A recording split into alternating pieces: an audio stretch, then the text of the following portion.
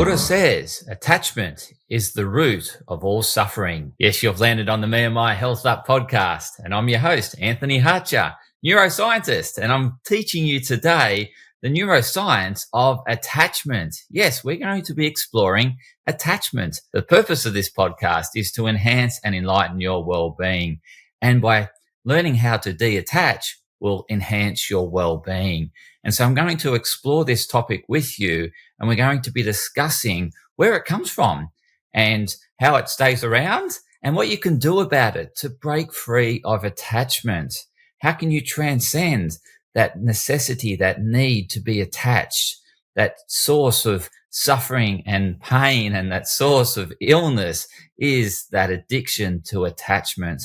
So let's get underway with what happens in our brain when we are attached. So attachment is a sense of we feel a bit of safety, a bit of security. So it's a fundamental need to humans is to feel an element of safe and security. And so we produce the neurotransmitters oxytocin and serotonin. So oxytocin is the neurotransmitter that makes us feel bonded, connected to one another. Okay. So we release oxytocin when we're hugging. So hugging is a great source of oxytocin. So just hug the person next to you and you'll feel a sense of connection, a sense of belonging, a sense of a bond between one another that's inseparable in many ways. That's what the oxytocin drives us to stay bonded together, to stay connected so that we can help one another ultimately thrive. But it is the addiction to this that is the problem, right? And we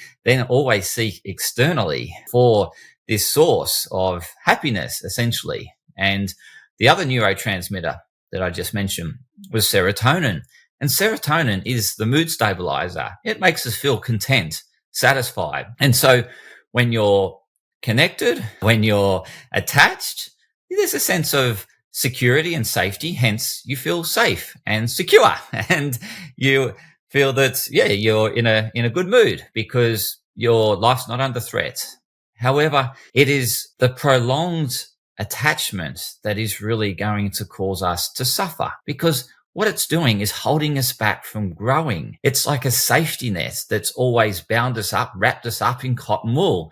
And you'll see it a lot with parenting, that where parents wrap their children up in cotton wool because there's this element of attachment. And yes, there is an element that is required, but it's when we go beyond what is required that is really holding us back from thriving. We thrive when we're challenged. So when we're challenged from the outside world, we take on something that's a bit out of our comfort zone, a bit uncertain, a bit unknown. That's when we grow, okay? And so we need to encounter these challenges, and we don't want to essentially be stuck in this safe, secure cotton wool bud.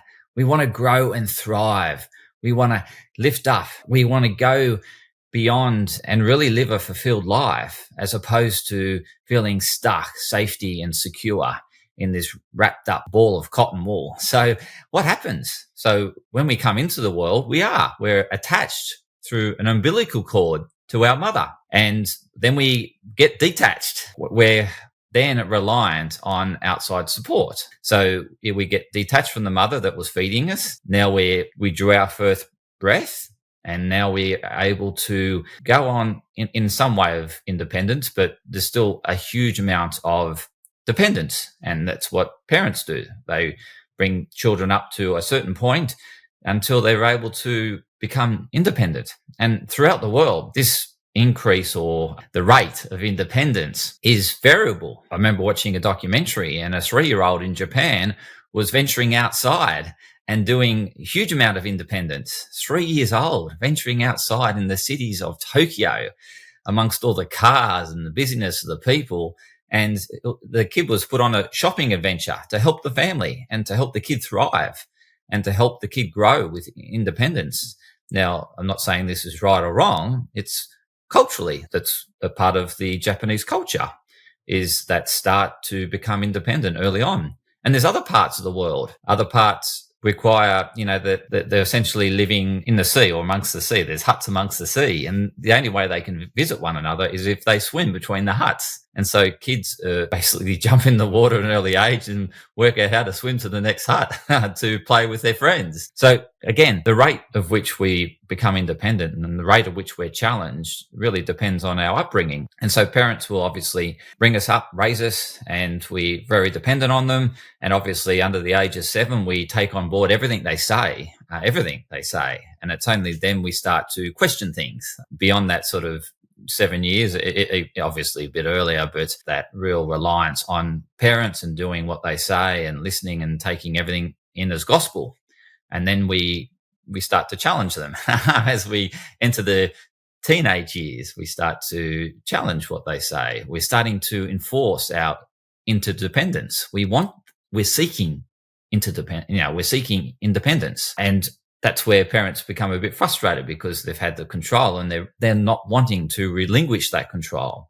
They're wanting to control the destiny of their child because they're acting an interest that is love, or what they consider love. Okay, it's not really true love, but it's a conditional love, and so they know that if the kid does this, then they'll be safe and secure, and there's a sense of parent attachment to the kid and its well-being. However, it's stopping the child from flourishing. And so if you didn't have much independence during the teenage years, then you can really become attached and become dependent. And so if you aren't given much freedom in those teenage years, then when you become supposedly an adult, 18 years old, you're sort of addicted to that dependence, and you're reliant on your parents for longer, much longer, and hence why children are staying at home longer.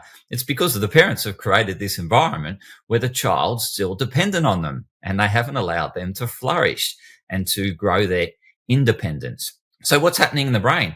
Well, in the brain, we very much have that survival center developed in those teenage years, and very much teenagers are running in that survival area of the brain whilst their prefrontal cortex, which is the executive function, is developing. So the prefrontal cortex is where we have certainty, we have purpose, we have presence, we have gratitude, we have love.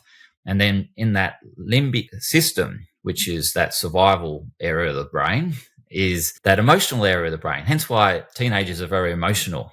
They're very emotive driven. They're very reactive to the environment, very reactive to what people say about them. And there's that part of that survival brain is relying on others to help them get through those years, to help them to go into independence. So they want to fit in. They want to fit in with the crowd. So teenagers certainly want to fit in with the crowd, and you can relate to this. Now, the issue being is that we get too dependent in this area. Our parents are wrapping us up in cotton wool, not allowing us independence. We become wanting to fit in with our peers, and we respect our peers, and we sort of get a bit resentful to our parents, but we're very much dependent on them because we haven't been given much independence to grow. And so when our executive function is fully developed by 25 years of age, there's still that stuck in the survival area of the brain, stuck in, I'm not ready for the outside world yet. I'm not ready for it. I'm not ready to take on challenges because I've been wrapped up in cotton wool and protected from challenges. And so this doesn't serve us into those years where we're very much in that emotional center of the brain. We're still in that limbic system where it's survival. It's all about survival. And in survival, we seek pleasure and we seek to avoid pain.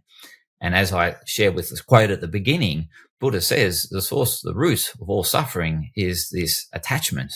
And it's the attachment to the unattainable. So attachment to a fantasy, which is what happens when you become very dependent. You get this illusion of what the world or what reality is, right? Because you've been so protected, you think the world's very caring and safe, and everyone's there to support you and to mother you and to wrap you up in cotton wool. However, the reality is not that, and so you become attached to this fantasy, and then what you're wanting to avoid is any challenge to that protection, that safety. And so you're trying to run away from the unavoidable challenge that is going to happen as you become older and older. And so trying to run away from a unavoidable challenge, which is life, and then try to run towards this unattainable fantasy of this dream of which, you perceive reality to be, is an illusion. And so what happens is it creates this massive fantasy of how life should be. And then the reality doesn't match up to that. And that creates depressive feelings because life's not living up to your fantasy. And so you become quite depressed, and it can lead into depression because the reality's not meeting your fantasy. And the bigger that gap, the bigger the fantasy you have around how life should be, it should all be fair and it should all be pleasurable and it should all be secure and safe. Well, that's a complete illusion. And so what happens is they've shown in studies that people that have a great amount of dependence are prone to depression. And that's because of the fantasy that's been created earlier on in life where they've been overprotected from life. And they haven't encountered challenges, which the challenges would have helped them become independent because they have to find their way around and they have to reach out for help. Whereas these people that have been protected haven't had to reach out for help. And so when they experience these depressed feelings because reality is not living up to their expectations or their fantasy, they're a bit reluctant to reach out for help. They expect the help to be there because mum and dad were always there. They always had them groveling and saying, oh, what do you need? What do you need? I'm going to give you this. I'll give you this. I'll get you out of this. I'll speak for you. I'll stand up for you and all this. And I'll stand up to the bullies and all these sort of things. And then in the outside world, there's people that will challenge you. And if you want to perceive them as bullies, you can call them bullies or label them as bullies, but they're challenging you to help you grow up, to help you become independent. So that's what happens if we don't start to develop that independence within us, then we're going to attract it on the outside that will challenge us to become independent, to break the addiction and fantasy to the world or the attachment to that fantasy. I'm dependent and everyone should be supportive of me and I shouldn't face any challenges. That's not fair. That's not life. Well, the reality is that is life. And it's just because you've been wrapped up in cotton wool and you have this addiction to dependence, and what the outside world is trying to break that addiction to dependence and that fantasy to the attachment so that you actually become independent and you can grow and thrive and become the best version of yourself. Because whilst we're in survival mode, we're not willing to stand out. We want to fit in because we feel insecure. And so this dependence that we have just generates more and more insecurities because we're too scared to face the unknown, which is where growth is. Growth is in the area of unknown. We have to venture out of our comfort zone to grow. And we're not willing to do that because we're too fearful. We're stuck in the fear center. We're stuck in that limbic center of the brain, which has the amygdala, and the amygdala is all about fear. It's about fear of the unknown, which is where growth is, right? It creates uncertainty because it's a survival mechanism to say, well, this is all about life and death, and you don't run away in this opposite direction from the challenge or the threat, then you might not survive. And so you're constantly running away from pain and running towards pleasure. And that's the amygdala running you, the pain and pleasure. And so, but this creates fantasies as to the world should be, that it should only be pleasurable and there shouldn't be any pain, because I didn't experience any pain as a childhood. That was because you were wrapped up and protected and you weren't facing reality. And now you're getting a dose of reality. So now the outside world's trying to break that addiction to that fantasy to help you to grow, to help you to see that your fantasy is not real and to get real, and therefore to lift you out of depression because you're not attached to that fantasy anymore. Hence, you're not attracting the nightmare, which is the real world. You perceive the real world as a nightmare because you're addicted to your fantasy that it's supposed to be safe, protective, and fair and pleasurable and all this. But that was just a fantasy, an illusion that was created because of the dependence that you built up over time on others and on your parents. And so this is what happens. We get stuck in the animal part of the brain, and when we don't actually grow and thrive and become the best version of ourselves because we're too conscious of having to fit in, because we have that attachment to dependence. We're very attached to dependence. We're very attached to people, very attached to things, and we can't let go because of the fear of the unknown, the fear, the uncertainty, because we're stuck in that amygdala. We're stuck in that fear center. And so what needs to happen is actually the focus on you and what you want, and connecting with yourself, having that self-reflection to saying, what's important to me? What do I value? As opposed to you've just only injected your parents' values and your peers' values, and you're really lost amongst all these masks, all these personas, and you haven't found your true self. And so it's a good time if I'm talking to you and you're constantly insecure in this real world, is you're stuck in that fear center. And it could be because you have an addiction to dependence. So it's now time to reflect as to what's truly valuable to you. And these things will become something that you do automatically, but you're just not conscious of it. Is we're always unconsciously living about our values. We do what's important to us, but we don't acknowledge them. We just do it.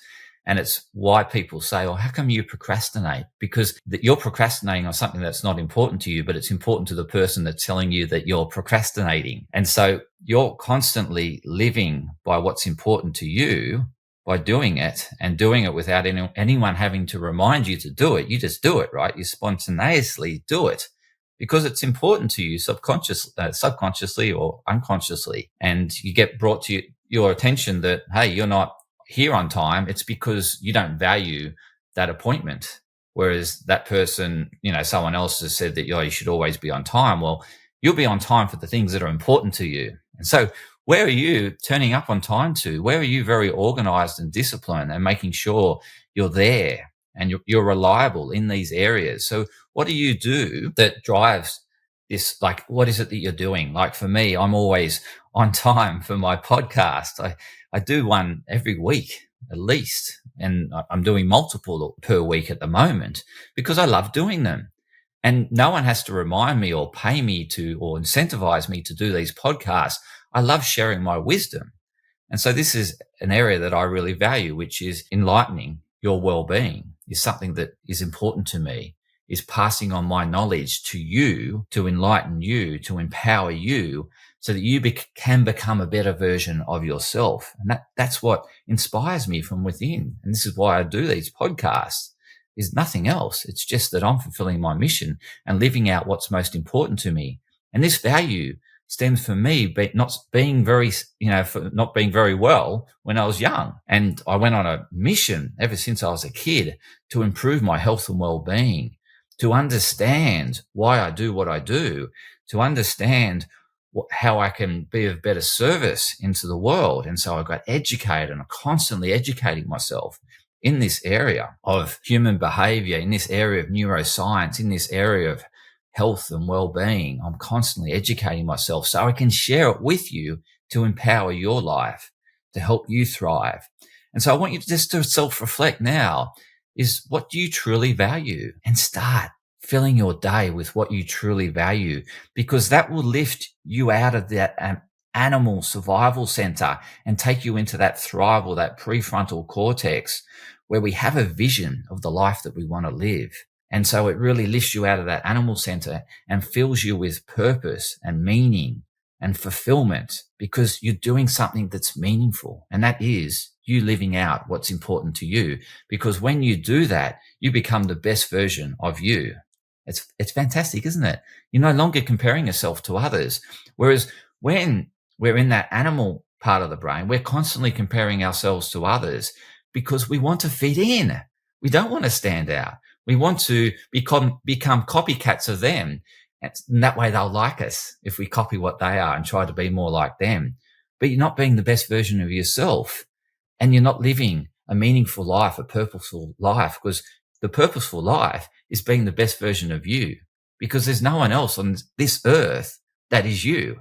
And so the best thing you can do in terms of contribution is to live out a life that is authentic to you, because there's no other copycat of you. There's no other carbon copy of you. So live the life that you want to live based on what's important to you. So that's the first thing I suggest you start with is start doing that and be comfortable with saying no to things that aren't important to you, because then that's helping you stand out because you're focused on your priorities and what's important to you, and you become better at that. It's like me with podcasting. I started out very ordinary. I was very nervous, but now I'm very comfortable in front of the microphone because I've been doing it over and over again because it's very important to me. And I'll continue to do it, and I'll continue to get better because this is very important to me. Me empowering your health and well-being is really important to me. And this is why I keep turning up. And so where is it that you're most reliable? Is it, in terms of the family context, running the family, organizing the family, supporting the family? And that's really important to you. Well, make sure you keep doing that, and maybe say no to extra work. Say no to things that don't fulfill you if the family is fulfilling you, or it could be your career that's very filling.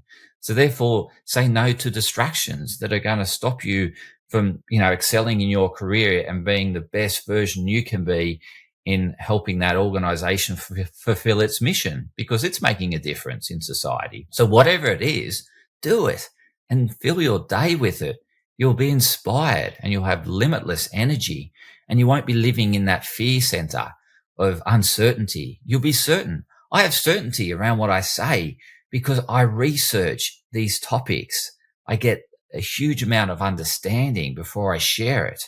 And so I have certainty and conviction when I say, and I'm really present when I do these podcasts. Hence why some of them go a bit longer than what I'd like, is because I get so in the moment of sharing that I just want to keep sharing what I've learned and keep empowering you. So what else can you do to break yourself free of attachment? Is to create a vision of what you value and then start visualizing it. So those things that you value, how can you monetize that? How can you create an income from that? By being a master of it, by putting in so many hours that you become the expert in that area. And it could be around, how to run a successful family. You might write a book, or you might write a novel, or you might be involved with children's education or something like that. But start filling your day, start getting mastery of what you love doing, and then start showcasing it. And if there's a value or a need in society, then the monetary side will come.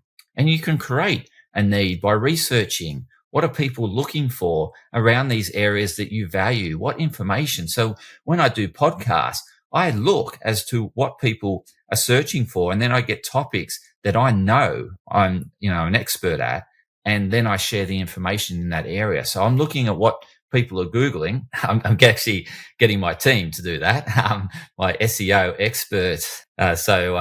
Kenneth really helps me in this area. So thank you, Kenneth, in terms of doing your SEO work, because it enables me to research the topic and to get mastery of these topics, and to then impart the wisdom onto you. So I'm getting other people to help me to bring together the best episode.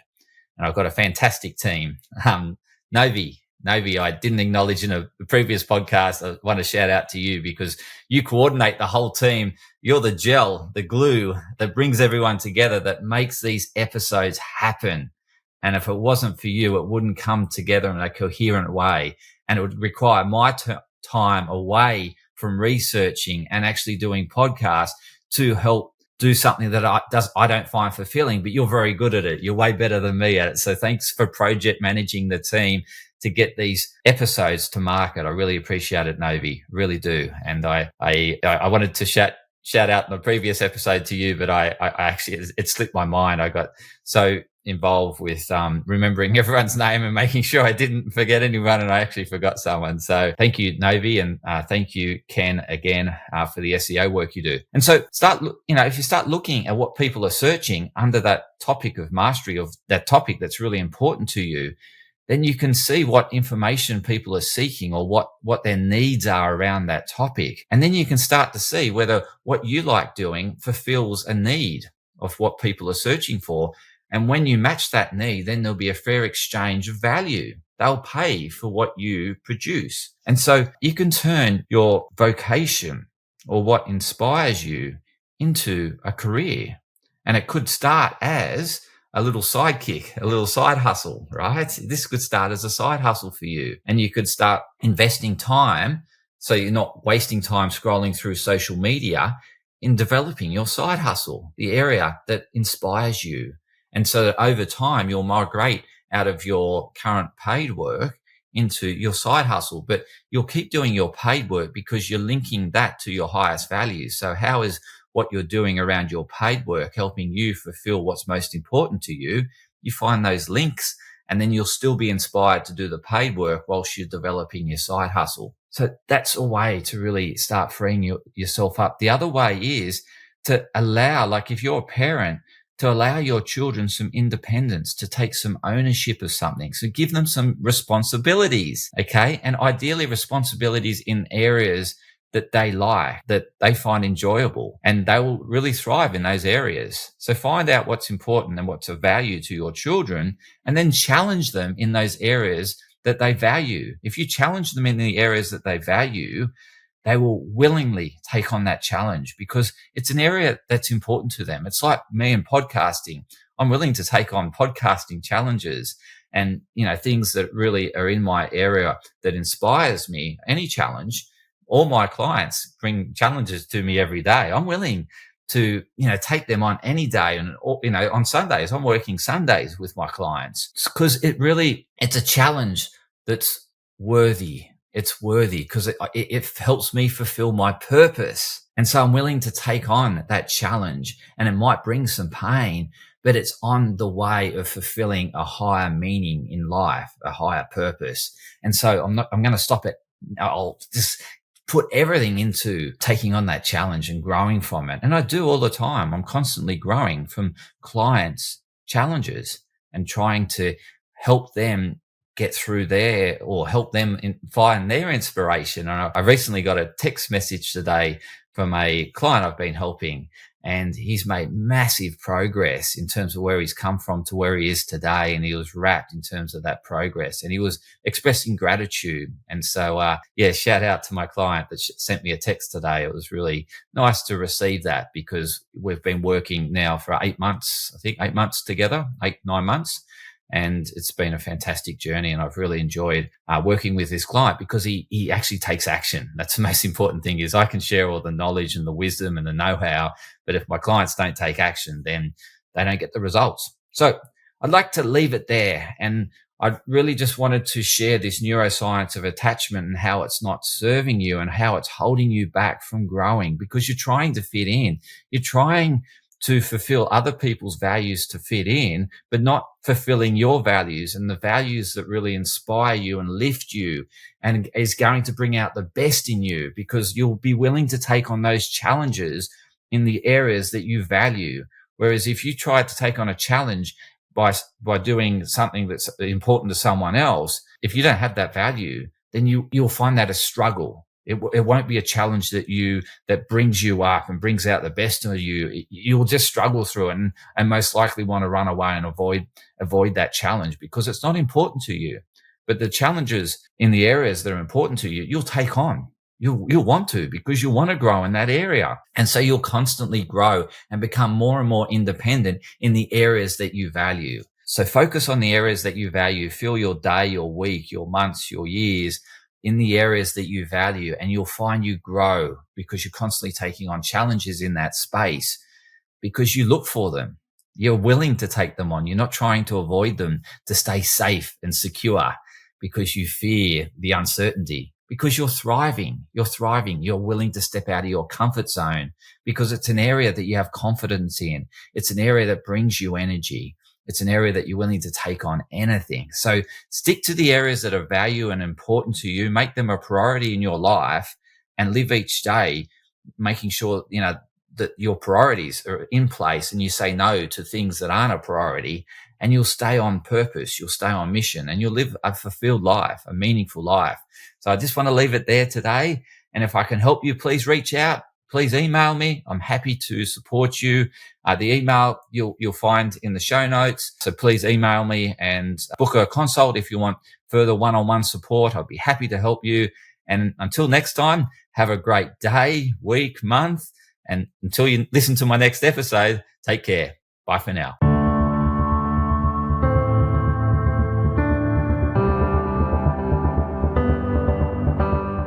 Podcast disclaimer. This podcast and any information, advice, opinions, or statements within it do not constitute medical, healthcare, or professional advice and are provided for general information purposes only. All care is taken in the preparation of the information in this podcast.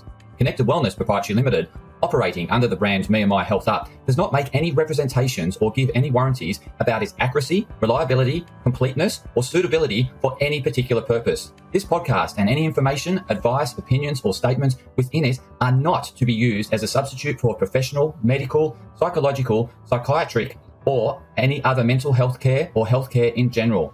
me&my Health Up recommends you seek the advice of a doctor or qualified health provider with any questions you may have regarding a medical condition. Inform your doctor of any changes that you make to your lifestyle and discuss these with your doctor. Do not disregard medical advice or delay visiting a medical professional because of something you hear in this podcast. This podcast has been carefully prepared on the basis of current information. Changes in circumstances after publication may affect the accuracy of this information. To the maximum extent permitted by the law, me&my Health Up disclaims any such representations or warranties to the completeness, accuracy, merchantability, or fitness for purpose of this podcast and will not be liable for any expenses, losses, damages incurred, indirect or consequential damages or costs that may be incurred as a result of the information being inaccurate or incomplete in any way and for any reason. No part of this podcast can be reproduced, redistributed, published, copied, or duplicated in a form without prior permission of me&my Health Up.